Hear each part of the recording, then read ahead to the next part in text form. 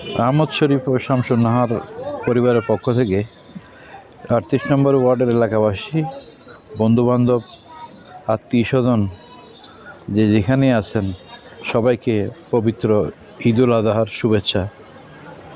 সাথে সাথে আমি যারা বাইরে যাচ্ছেন ছুটি পেয়ে তাদের যাত্রা শুভ হোক এবং তাদের পরিবারের সাথে সবাই ঈদ করে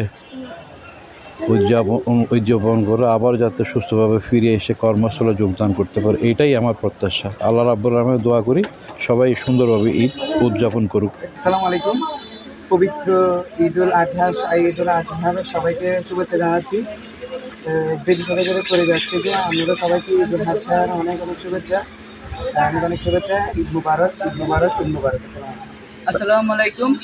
আপনাদের সবাইকে বেদি সদাগরের বাড়ি থেকে ঈদুল আজহার শুভেচ্ছা জানাচ্ছি। আশা করছি আপনাদের ঈদ আনন্দময়ভাবে কাটবে এবং সুস্থভাবে আপনারা সবাই যাতে সুস্থভাবে সবাই সুন্দরভাবে ঈদ কাটায়, আবার সুস্থভাবে নিজের কর্মস্থলে ফিরে আসতে পারেন। বেদু সদাগরের পরিবার থেকে আপনাদের সকলকে স্বাগতম, শুভেচ্ছা।